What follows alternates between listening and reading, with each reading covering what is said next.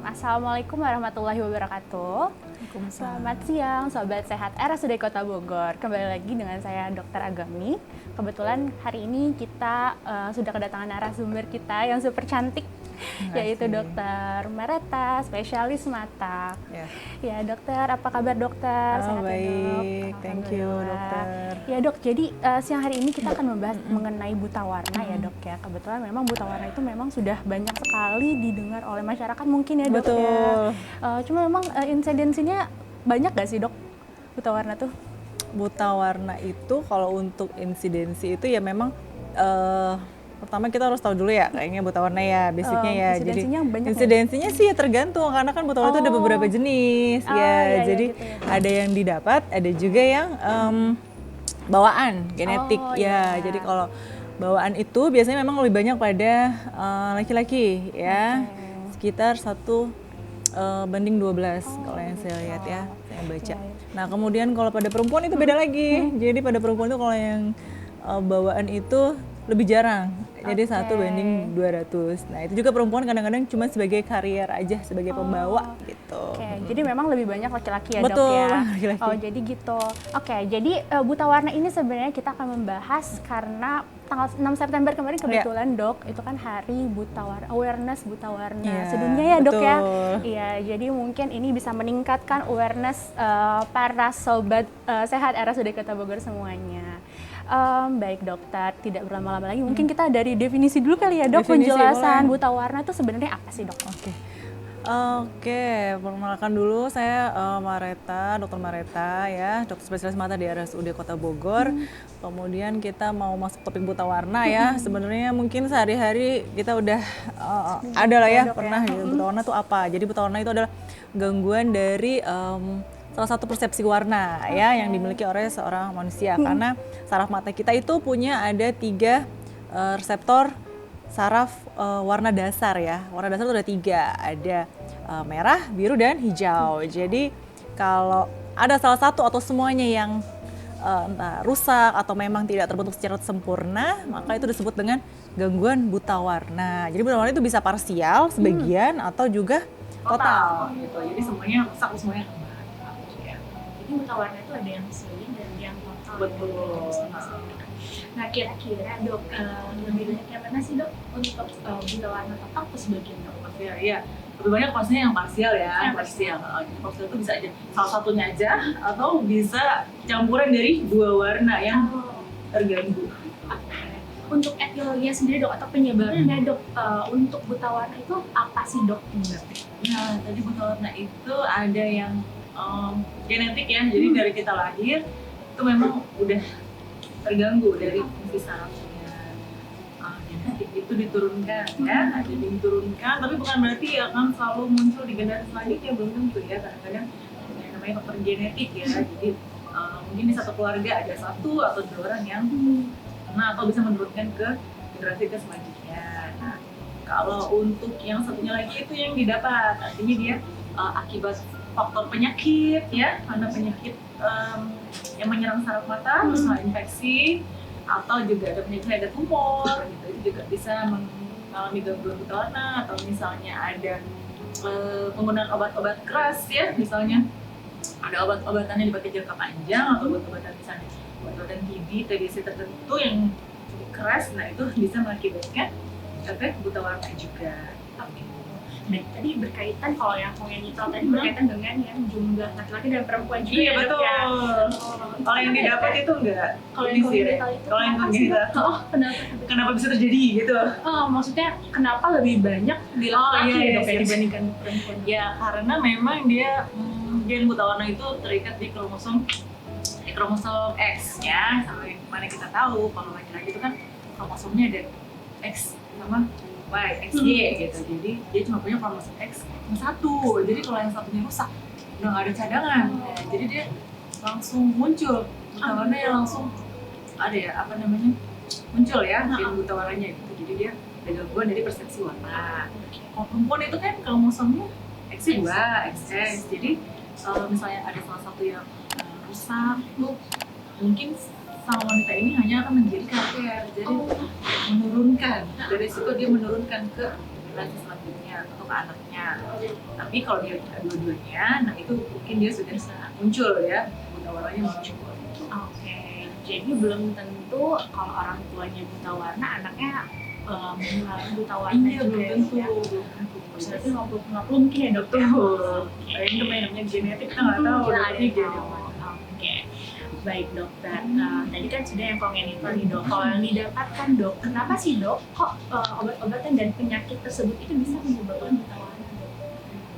Jadi kalau saraf mata itu kan di dalam bola mata kita ya, itu seperti serabut-serabut ya. Kalau tahu itu seperti serabut kabel ya, kabel tipis seperti rambut lah ya. Jadi bergabung betul ya di nervus optimus. Nah, pada untuk kondisi tertentu saraf mata kita tuh rusak akibat penyakit itu ya. Ada beberapa penyakit yang memang menyerang ke saraf mata. Nah, saraf mata itu kalau misalnya memang terganggu atau rusak, ada beberapa kelainan yang bisa muncul. Misalnya satu, aja penglihatannya berkurang. Yang kedua, kontrasnya berkurang. Kemudian lapang pandangnya, dan salah satunya adalah penglihatan warna ya. Jadi itu mengindikasikan bahwa memang ada kerusakan di saraf mata kita. Jadi bukan cuma buta warnanya aja yang muncul, tapi biasanya disertai dengan kelainan yang lain ya. Memang dia sifatnya lebih kompleks ya. Kalau buta warna yang didapat kalau buta warna yang turunan ya, genetik itu tadi kan gangguannya hanya buta warnanya aja ya, penglihatannya bisa aja normal, bagus. Tapi kalau yang memang dari didapat karena penyakit atau penggunaan obat-obatan, biasanya ada gangguan fungsi yang lain dari penglihatannya gitu. Jadi kalau didapatkan tuh lebih kompleks. Kemudian perbedaannya juga biasanya yang turunan itu biasanya lebih sering ke merah hijau. Warna ya jadi kan warna ada 3 ya. Kongenital dok, yang merah hijau. Iya, kalau yang didapat biasanya ada gangguan di warna birunya juga atau biru putih ya. Di sini itu nanti yang menggunakan adalah pemeriksaannya. Oh jadi memang buta warna itu ada gangguan di penglihatan yang merah, kuning dan hijau itu ya dok ya? Yang warna yang terkena. Kalau yang total semuanya terkena ya? Ya, total semuanya terkena. Baik, jadi dok mungkin nggak sih dok menurut dokter nih kita deteksi dini buta warna ini? Mungkin apakah harus banget pas saat kecil atau sebenarnya nggak masalah dewasa juga gitu saat dewasa? Oh iya.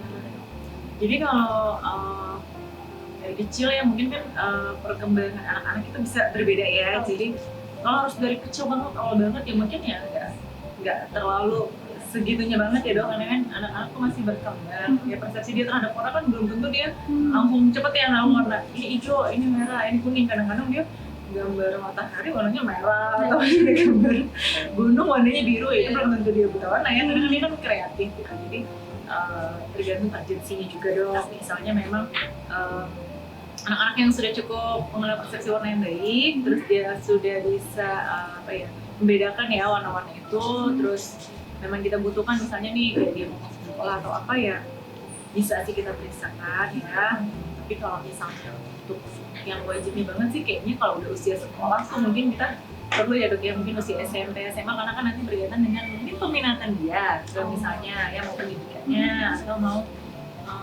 dia misalnya mau punya cita-cita apa gitu yang mungkin mengaruhi masa depan dia, kayaknya bisa sih nanti di screening. Mungkin di setiap sekolah perlu ya kayak pemeriksaan sekali ya, selain kan kadang kita udah periksa kacamata tapi lupa misalnya kan warnanya bisa tahan.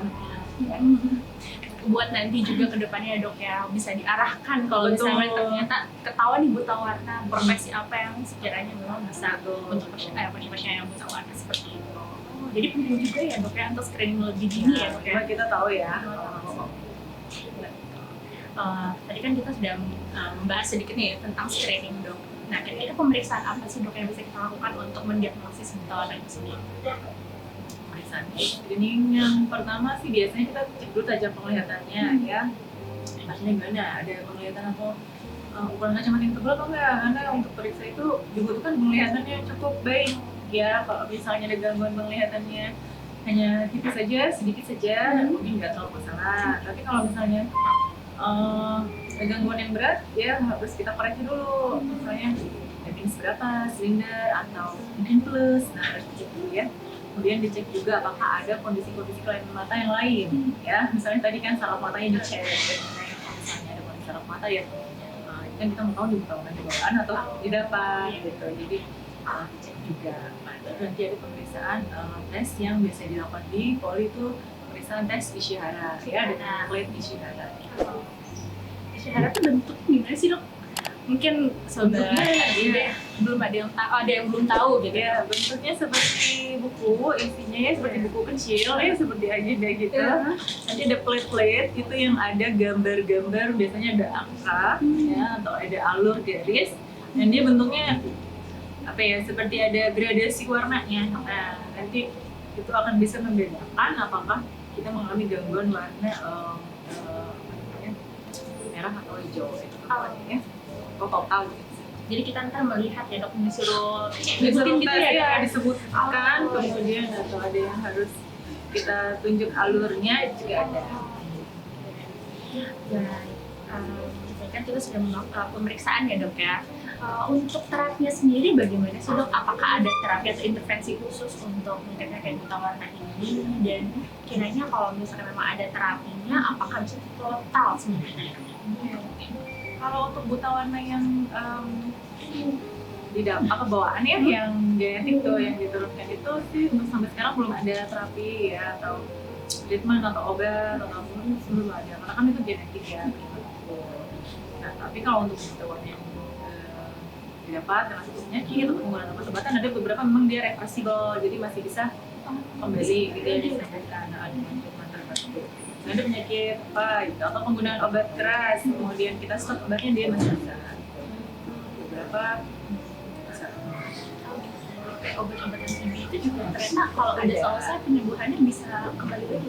Iya, atau dari TB-nya sendiri, bukan misalnya infeksi, itu bisa menyebabkan gangguan warna. Bisa. Oke. Baik dok, saya juga pernah dengar nih dok, katanya ada terapi lensa kontak atau kacamata untuk buta warna. Nah, itu sebenarnya untuk apa nih? Ya, jadi lensa sama kacamata itu sebenarnya kalau kita bilang terapi bukan ya, tapi dia sebagai alat bantu. Nah, alat bantu sama kayak kita pakai kacamata.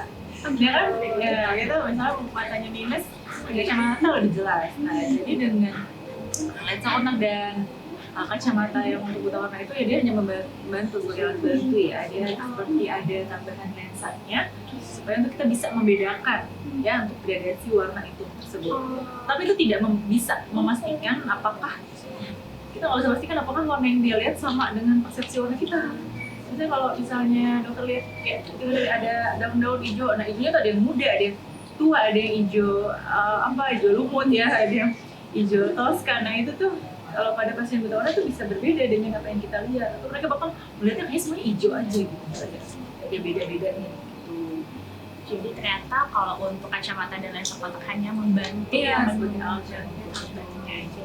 Dari kebutuhan dia bisa dipakai ya, tapi ya kalau misalnya ada untuk hal-hal yang penting, urgent, atau misalnya krusial ya, itu kayaknya beresiko ya kalau misalnya ya misalnya kayak ke dokter atau mungkin kayak pilot atau apa pakai itu ya dok ya.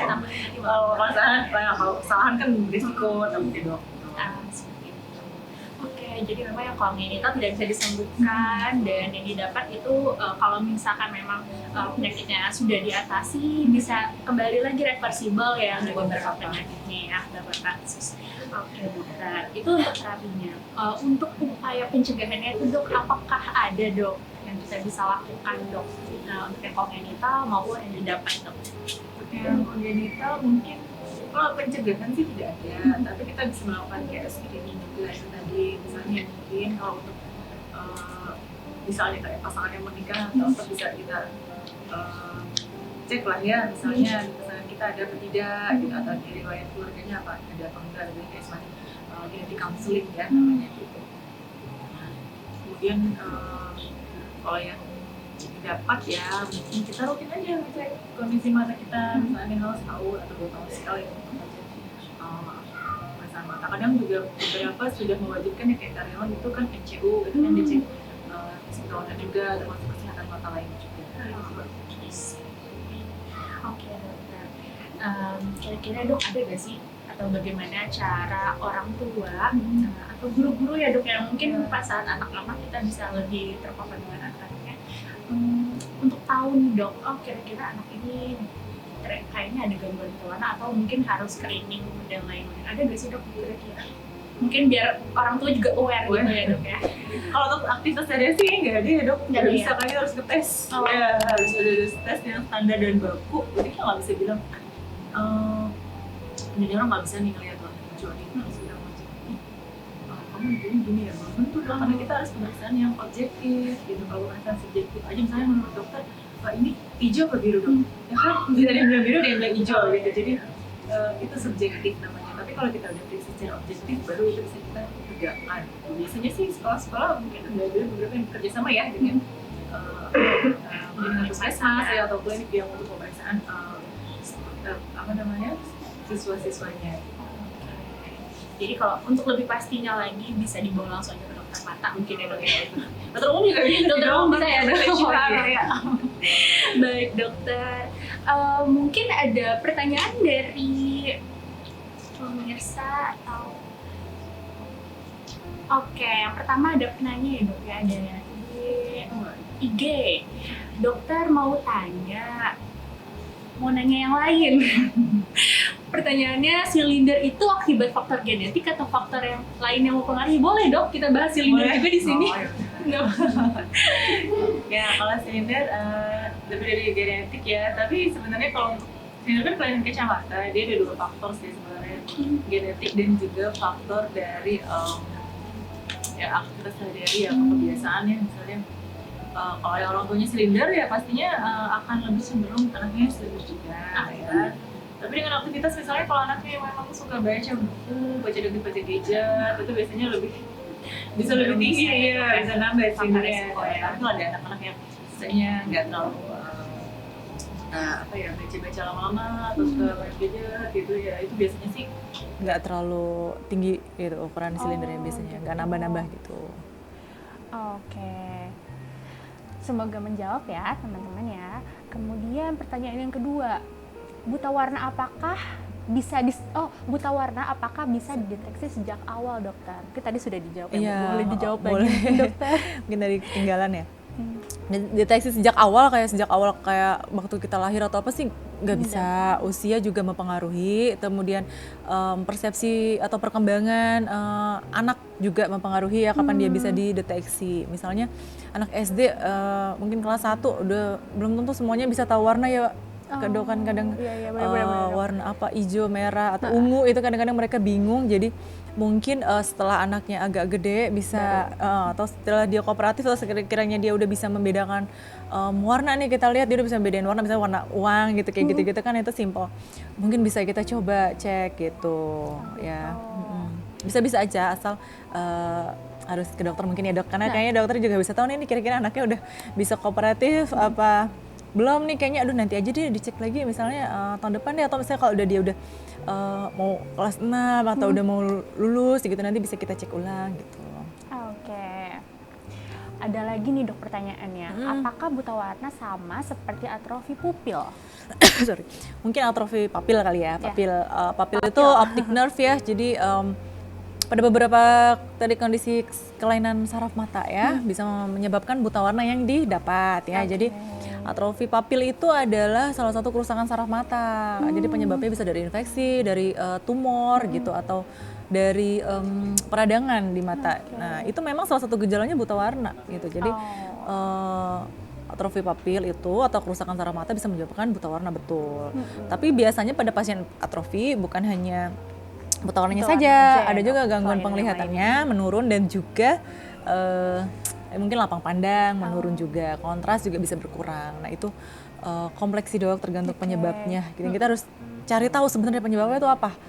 Ya kalau misalnya kayak buta warna yang di genetik itu kan ya udah genetik ya dok, dia nggak berbahaya. Tapi kalau misalnya tiba-tiba papil atrofi, ada gangguan buta warna, kita harus cari tahu penyebabnya. Apakah penyakitnya ini sudah terobati atau teratasi dengan baik gitu. Jadi gitu ya teman-teman, ternyata buta warna itu adalah salah satu manifestasi dari atrofi papil ya dok. Betul. Ya, seperti itu. Semoga menjawab ya. Oke, pertanyaan selanjutnya dokter. Oke, agak banyak nih dok pertanyaannya. Selamat siang dokter, izin bertanya, apakah buta warna itu hanya satu jenisnya? Kalau banyak jenisnya, apakah pada orang tua yang buta warna dapat menurunkan buta warna yang berbeda jenisnya? Oh ya, sip. Buta warna itu kalau jenis ada banyak ya, tadi ada warna dasar, ada beberapa warna dasar kan ada merah, hijau, biru. Itu bisa salah satunya atau semuanya.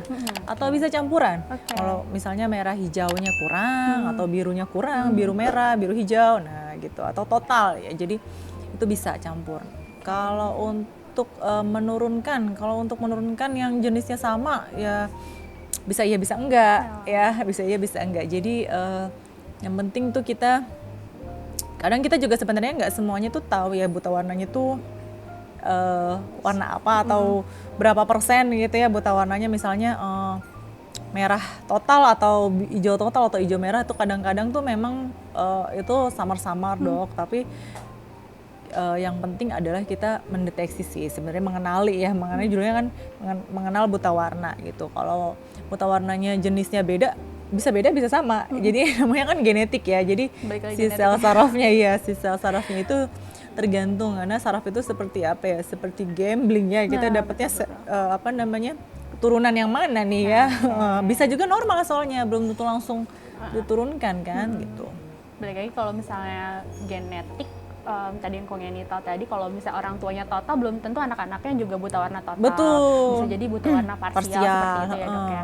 Bisa jadi juga carrier aja tapi tidak menunjukkan gejala buta warna. Betul. Seperti itu.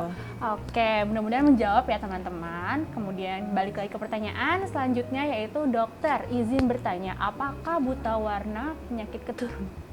Tadi sudah dijawab ya Dok ya? Iya. Mau dijawab lagi atau bagaimana Dok? Ya keturunan, ada yang keturunan betul. Jadi buta warna ada penyakit keturunan, ada juga yang didapat ya teman-teman, tadi sudah dijawab ya Dok. Baik, selanjutnya apakah ada lagi? Oke, untuk pertanyaan sudah selesai sih dokter.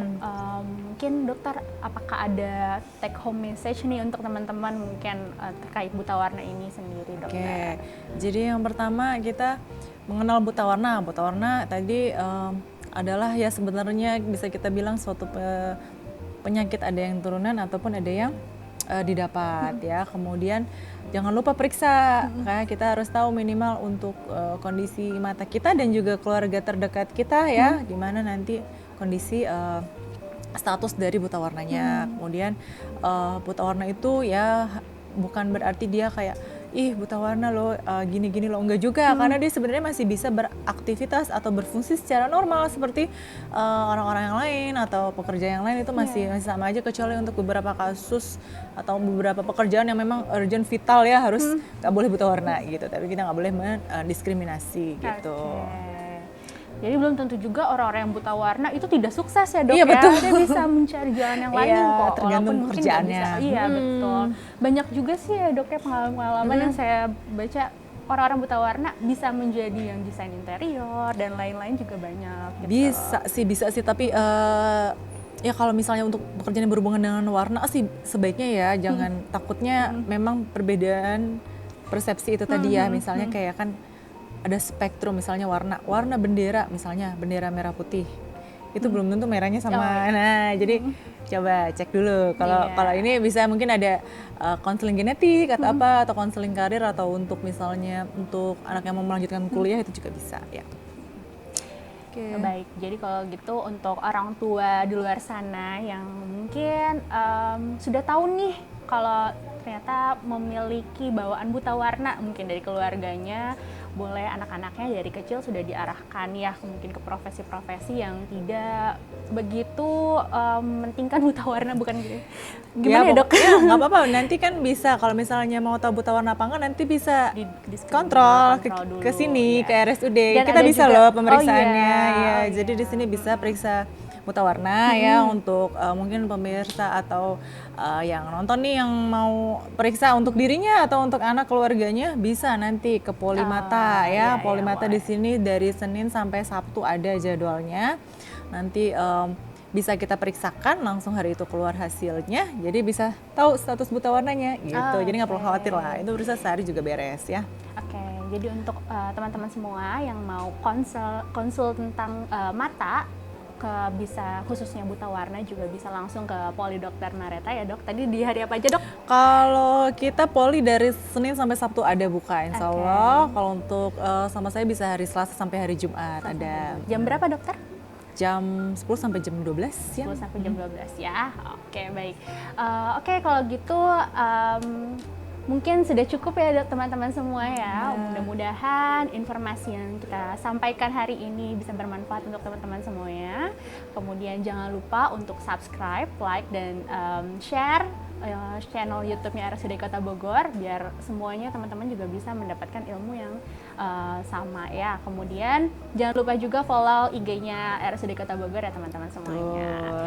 Oke, kalau gitu mungkin cukup sekian ya dokter. Terima kasih atas waktunya. Terima kasih sudah mau sharing ilmu di sini ya dok ya. Mudah-mudahan semuanya bermanfaat ya. Oke, kita tutup untuk acara hari ini.